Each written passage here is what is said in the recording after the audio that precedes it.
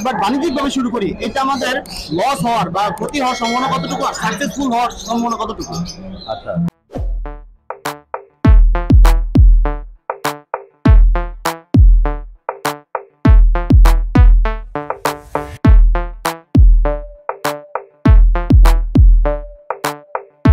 ফোরপাস কি ব্রিডিং এর ক্ষেত্রে কোনো ত্রুটি হয়? ব্রিডিং করানো খুব মুশকিল, কঠিন হয়ে দাঁড়ায়? ফরপাসে পেয়ার করানোটা কঠিন, কারণ এরা প্রচন্ড অ্যাগ্রেসিভ পাখি।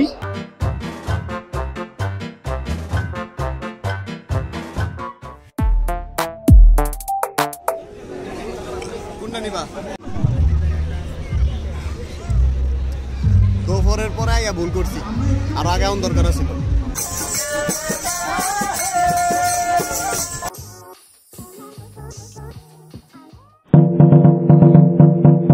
আসসালামু আলাইকুম, সবাইকে স্বাগত। আমি পাশে ছিলাম আপনাদের সাথে আছি নীরব মুন্না।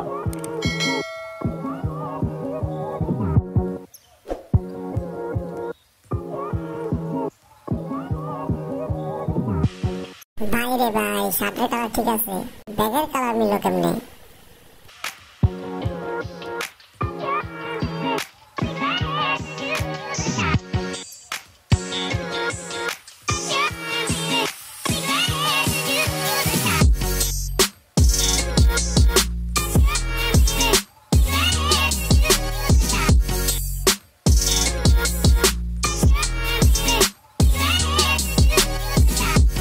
আজকে আমি আসছি আগারগাঁও পুরনো বাণিজ্য মেলায়। এখানে আমাদের পশু পাখির মেলা চলতেছে, সবাই সুন্দর সুন্দর পাখি নিয়ে আসছে। আপনাদের দেশি পাখি, বিদেশি পাখি, দেশি পশু, বিদেশি পশু, দেশি গরু, ছাগল, হাঁস, মুরগি আছে। তো এগুলো আমরা আজকে ঘুরে ঘুরে দেখবো। তো চলুন দেখা যাক।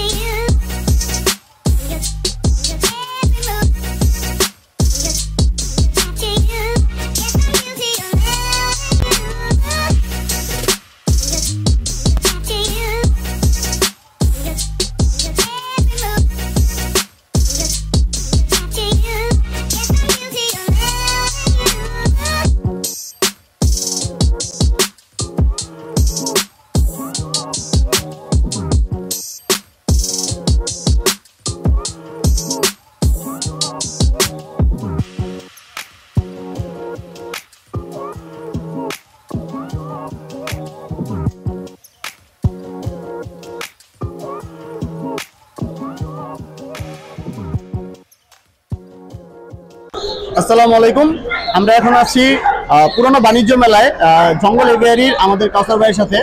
তো কাউসার ভাইকে অনেকদিন ধরে আমি খুঁজতেছিলাম দুইটা প্রশ্ন করার জন্য, যে আমরা যারা লাভবার্ড পালি, যারা লাভবার্ড পালে, তারা বাণিজ্যিকভাবে লাভবার্ড শুরু করলে আমাদের লাভবান হওয়ার সম্ভাবনা কতটুকু? কাউসার ভাই, আমরা যদি লাভবার্ড বাণিজ্যিকভাবে শুরু করি, এটা আমাদের লস হওয়ার বা ক্ষতি হওয়ার সম্ভাবনা কতটুকু আর সাকসেসফুল হওয়ার সম্ভাবনা কতটুকু? আচ্ছা, বাণিজ্যিকভাবে করতে হলে আপনাকে প্রথমেই বাণিজ্যিক মনোভাব আপনার মধ্যে থাকতে হবে, যে আমি একটা জিনিস বাণিজ্যিকভাবে করতেছি, ওইখানে আমার সময় দিতে হবে। আমি পাখি প্রোডাকশন করব, পাখি সেল করব, দুই জায়গায় আমার সময় দিতে হবে। এখন আপনি পাখি প্রোডাকশন করে ঘরে বসে আছেন, আপনি পাখি পোস্ট দেন না, আপনার কেউ চিনবে না, আপনার কাছ থেকে কেউ পাখি নিবেও না। কারণ কথা হচ্ছে, আপনার পাখি অন্য কেউ এসে সেল করে দিবে না। আমার পাখি কেউ সেল করে দেয় না, আমার পাখি আমি নিজেই সেল করি। আজকে এই জঙ্গলের বেরি একদিনে তৈরি হয় না, জঙ্গলের বেরি 10 বছরের সফলতার ফসল আজকে আপনারা দেখতেছেন। তো এটাকে আমি তিল তিল করে গড়ে তুলছি, ঠিক আছে? তো আপনি আজকে যদি ঢুকিয়া বলেন যে ভাই আমি বাণিজ্যিকভাবে শুরু করতেছি, আমি কালকে এখান থেকে লাখ লাখ টাকা ইনকাম করবো, ইটস ইম্পসিবল। আপনাকে সময় দিতে হবে। আপনার যে সফল হয়েছে, যে বাণিজ্যিকভাবে সফল হয়েছে, সে কিভাবে সফল হয়েছে, সে কি শ্রম ওইখানে দিছে, এবং সে পাখি কিভাবে সেল করতেছে, ওই জিনিসগুলো আপনার জানতে হবে, এবং ওই পথেই আপনাকে আগাইতে হবে, এবং ওই কাজগুলো আপনাকে করতে হবে। দেন আপনি সফল হতে পারবেন। আমি আপনার একটা ভিডিও দেখছিলাম, ওই ভিডিওতে আপনি বলছেন যদি পাখি আপনার শখের হয়ে থাকে, মানে যদি আপনার এটা শখ থাকে তাহলে আপনি এটা কাজ করেন, কারণ শখ আপনি সফলতা এনে দিব। তো ওই বিষয়টা আপনি কি বলতে চান? অবশ্যই আপনার মানে প্রথমে এই জিনিসটার প্রতি আপনার ভালোবাসা থাকতে হবে। আর আপনি যে কোনো বিজনেস করতে যান, আপনি যদি সময় না দেন, আপনার নিজের বিজনেসের প্রতি যদি আপনার নিজের ভালোবাসা না থাকে, তখন তো জীবনে সাকসেস আসবে না। আর পাখি তো একটা শখের জিনিস, এখানে আপনার ভালোবাসা থাকবে, এটাকে আপনি ভালোবাসা নিয়ে কাজ করবেন। এবং আপনি মানে সবচেয়ে বড় জিনিস, আপনি এখানে টাকা ইনভেস্ট করতেছেন, আপনার টাকা যাচ্ছে, আপনার টাকার মায়া থাকা উচিত এবং আপনার ওই টাকা যেন রিটার্ন আসে এই জন্য আপনার রাত দিন খাটতে হবে, পরিশ্রম করতে হবে। আপনি ঘরে বসে বসে আপনি পাখি বাচ্চা দিছে, আপনি ঘরে বসে বসে চিল্লে দিয়েছেন ভাই আমার পাখি দাম পাই না, আমার পাখি বিক্রি হয় না, আপনি এটা বললে তো কোনো লাভ নেই। আপনার ফিল্ডে এসে কাজ করতে হবে, আপনাকে পোস্ট করতে হবে, বিভিন্ন গ্রুপে পোস্ট করতে হবে, কন্টিনিউয়াস। এর জন্য কি পাখির কোয়ালিটি মেইনটেইন করাটা খুব প্রয়োজন? মানে কোয়ালিটিফুল পাখি হলেই মানুষ নিতে আগ্রহ হবে এরকম? ডেফিনেটলি আপনার পাখি কোয়ালিটি তো ফার্স্ট। আপনার পাখি কোয়ালিটি মেনটেন না করলে তো আপনার পাখি, কারণ যারা নিতে আসবে ওরা তো আর আপনি অন্ধের মতো নিবে না। আপনার পাখি দেখবে, দেখে পাখি কোয়ালিটি ভালো হলে দেন আপনার পাখি নিবে। আপনার পাখি যদি কোয়ালিটি ফুল হয় অবশ্যই পাখি সেল হয়ে যাবে। আমরা জানি কাউসার ভাই পাখি নিতে হলে আমাদের 7 দিন 8 দিন এমনকি 1 মাস আগে থেকে বুকিং দেওয়া রাখতে হয়। ভাইয়া সবসময় আগে বুকিং নেন, তারপর আপনি পাখি বিক্রি করেন। এর জন্য ভাইয়া পাখির পিছনে খুব পরিশ্রম করে। ভাইয়া একজন প্রফেশনাল, একজন ব্যাংকার, তার পাশাপাশি শখ থেকে পাখি পালে, সেই শখ থেকে ভাই বাণিজ্যিকভাবে শুরু করছে।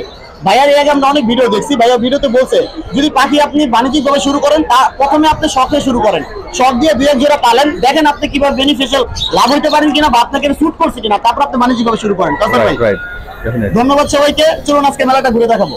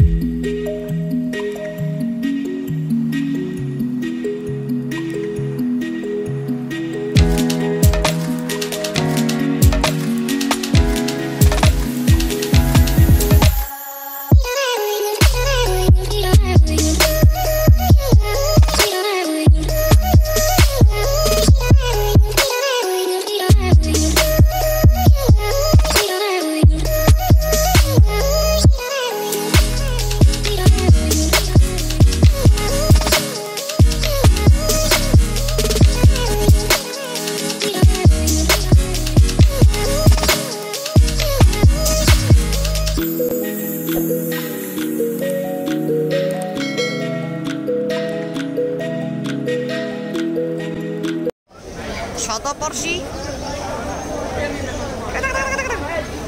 উঠো, অলস বিড়াল উঠো, উঠো উঠো, অলস বিড়াল উঠো, একটা কামড় দাও আমার আঙুলে।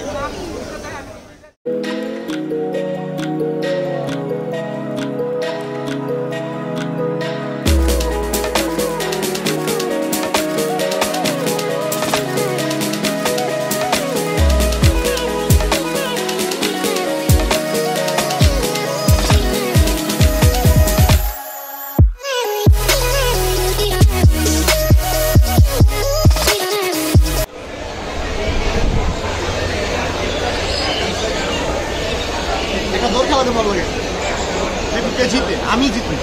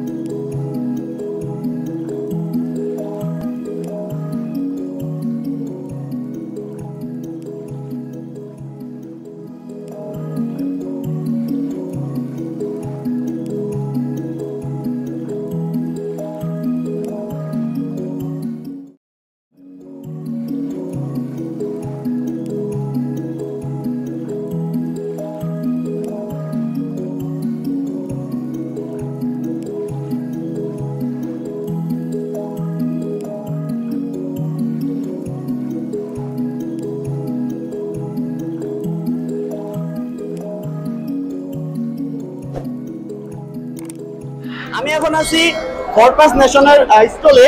আমার সাথে আছে আমির তোমাল ভাইয়া।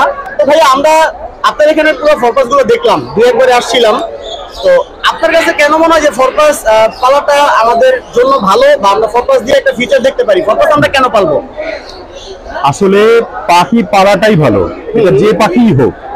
হ্যাঁ, এটা মানুষের ভিতরে মনন, তার মানসিক স্বাস্থ্য, তার এই যে হেলদি এই যে টাইম পাসটা, এটা মানুষের নিজের জন্য খুব জরুরি। এটা প্রাণী হোক, চার পায়ে জন্তু হোক, বা এটা পাখি হোক, ফরপাসের আবেদনটা অন্য জায়গায়। মানুষ এই পাখিটাকে আগে দেখে নাই, মানুষ লাভবাদ দেখেছে, বাজিগার দেখেছে। ফরপাস পাখিটা আমাদের দেশের এই জাতীয় যে প্ল্যাটফর্ম, এই প্ল্যাটফর্মে প্রথমবার উঠলো এই মেলাতে। তো এই জায়গা থেকে যা যা দেখে আমরা অভ্যস্ত, তার থেকে একটু ইউনিক কিছু দেখতে পেলেই আমরা ইন্টারেস্ট ফিল করি। সেই জায়গা থেকে আমার হচ্ছে ফরপাস নিয়ে আসা। তো আমি 3-4 বছর ধরে ফরপাস ব্রিড করছি। এর আগে আমি 5-6 বছর ধরে বাজিগাতে ছিলাম, বাজিগা আমার এখনো আছে। পাশাপাশি মেইন ফোকাসটা আমার এখন ফরপাসে। প্রচুর মিউটেশন নিয়ে কাজ করা যায়, এবং এই পাখিটা একটু কঠিন পাখি, ব্রিড করানো বা টিকে রাখা, সেই জন্য চ্যালেঞ্জ আছে বড় বলেই কিন্তু অ্যাচিভমেন্টের মজাটা আমি বেশি পাই। এই জায়গা থেকে ফরপাসে আমার। ফরপাস কি ব্রিডিং এর ক্ষেত্রে কোনো ত্রুটি হয়? ব্রিডিং করানো খুব মুশকিল, কঠিন হয়ে দাঁড়ায়? ফরপাসে পেয়ার করানোটা কঠিন, কারণ এরা প্রচন্ড অ্যাগ্রেসিভ পাখি। মানে যেটা বলতে চাচ্ছি, পাখিটা দেখতে ছোট কিন্তু আসলে ও জানেই না ও ছোট, এরকম করে মজা করে বলা হয়। ও ভাবে যে খুব বড় কিছু একটা, এরকম ওর ভাব, এরকম ওর মেজাজ, বড় পাখিদের মতো। রাইট। তো সেই জায়গা থেকে ও খুব টেরিটোরিয়াল, আমার নিজের জায়গাটা, এখানে আর কাউকে বসতে দিব না, আসতে দিব না, এরকম একটা ঝামেলা আছে। এই জন্য একটু পেয়ার নিতে সময় লাগে। এই জন্য পেয়ার একটা সিস্টেমেটিক ফলো করে পেয়ারিং করলে পরে তারপরে ব্রিডিং ইনশাআল্লাহ। ওদের পেয়ারিং এর প্রসেসটা কি? মেল এবং ফিমেল যখন ক্লিয়ারলি আইডেন্টিফাই করতে পারলেন আপনি, তারপরে এই দুটাকে পাশাপাশি খাঁচায় রাখতে হবে, এক খাঁচায় না। আমরা রিং নেককে যেভাবে রাইট। তো এরা শুধু এই দুজনকেই দেখবে, অন্য কাউকে দেখবে না। এই অবস্থায় 10-12 দিন 15 দিন থাকার পরে যখন দেখা যাবে যে ফিমেলটা মেলের কাছাকাছি বসছে, মেলটাও ফিমেলের কাছাকাছি বসছে, ওরা কিন্তু দুই খাঁচায়, খেয়াল করেন। তখন যেই পাখিটা অ্যাগ্রেসিভ, ধরেন মেলটা খুব অ্যাগ্রেসিভ, ওই মেলটাকে 10-15 দিন পরে বের করে ফিমেলের কাছে দিতে হবে, এবং দূর থেকে অবজার্ভ করতে হবে যে ওরা এখনো খুব বেশি অ্যাগ্রেসিভ কিনা, নাকি ওদের মধ্যে ইন্টারেস্টটা গ্রো করছে, মানে পটাইতে পারছে কিনা, রাইট, বা পড়ে গেছে কিনা। তো সেই ওটা দেখলেই বোঝা যাবে, দূর থেকে অবজার্ভ করলে আপনি 10-15 দিনের মাথায় এটা দেখতে পাবেন। এবং এইভাবে আমরা সাধারণত বন্ডিংটা করি, আর এইভাবে ওরা ব্রিডিং এর জন্য প্রস্তুত হয়। রাইট। ধন্যবাদ ভাই, থ্যাংক ইউ সো মাচ।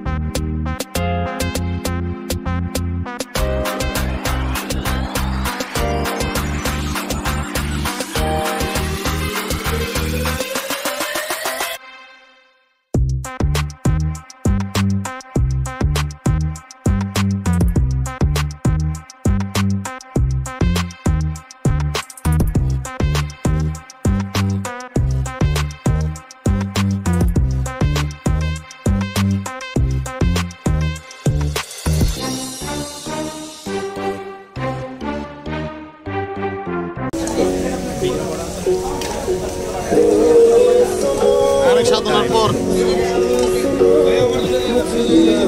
দুঃখের গানটা কোন সাইমন স্যার সবসময়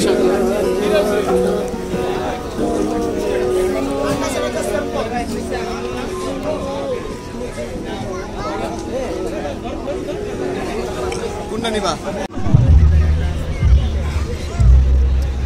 দুপুরের পরে আইয়া ভুল করছি, আরো আগে এমন দরকার ছিল। আরো আগে আইলে মনে হয় যে পুরা এটা ঘুরে দেখতে পারতাম মজা করে।